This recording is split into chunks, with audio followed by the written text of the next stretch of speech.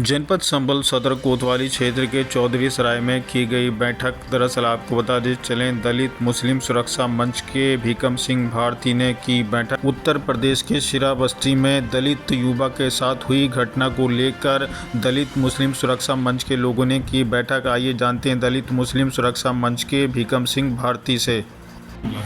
पत्रकार बंधु, जैसे कि कल 12/7/2024 को यूपी के श्रावस्ती में एक दलित लड़के को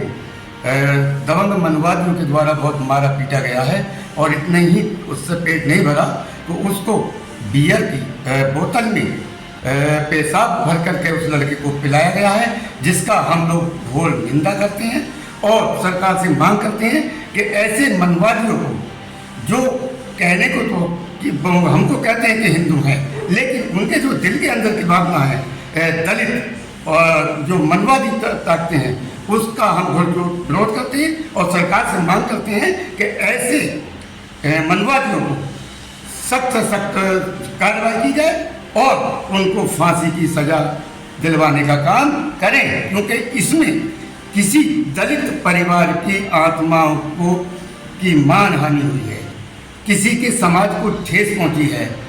उसी समाज को, जो समाज इनके बीच में रहता है, जो समाज इनके दुख सुख में काम आता है, उसी दलित परिवार के साथ, और ये कोई पहली घटना नहीं है पत्रकार बंधु,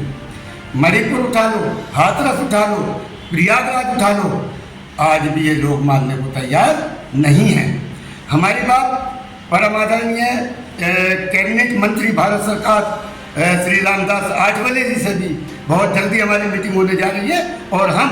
माननीय मंत्री जी से ये प्रार्थना करेंगे कि इस आवाज़ को संसद में उठाने का काम करें, ताकि माननीय प्रधानमंत्री जी जो ढोल पीटते करते हैं कि मैं दलित सुरक्षित रहेंगे, हमारी बहन बेटियां सुरक्षित हैं, हमारा हिंदुस्तान बहुत तरक्की कर रहा है, हमारे हिंदुस्तान में किसी का उत्पीड़न नहीं हो रहा है, ताकि उनको पता लगे कि आप जहां भारत को नंबर 1 बनाना चाहते हैं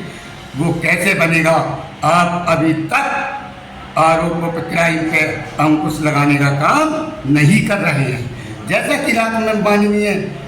यूपी के सीएम आदित्य योगी नाथ जी को सुन रहा था, बहुत चिल्ला रहे थे, शोर मचा रहे थे कि अब यूपी से हमने क्राइम हटा दिया है, यूपी से हमने बदमाशी खत्म कर दी है, बदमाश खत्म कर दिए हैं। तो मैं पूछना चाहता हूँ, हालांकि हम सरकार के सहयोगी दल से हैं, लेकिन हमें पूछने का बड़ा बड़ा अधिकार है कि माननीय योगी जी, मुख्यमंत्री जी, आप बताइए, आप कह रहे हो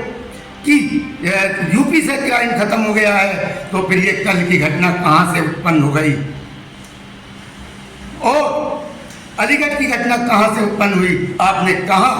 जो है यूपी से क्राइम खत्म किया, कहाँ बदमाशी खत्म हुई? आप यूपी से क्राइम खत्म नहीं कर रहे हैं, यूपी में बदमाशी बढ़ाने का काम कर रहे हैं। तो मैं माननीय योगी जी से निवेदन करूंगा, मांग करता हूं कि योगी जी, इसमें आपकी भी छवि खराब हो रही है। अगर किसी दलित, किसी पिछड़े पे अगर कोई अत्याचार करता है और वो आपके जाति और धर्म के लोग ज़्यादातर कर रहे हैं, तो आप उनको रोकिए, अन्यथा 27 का इलेक्शन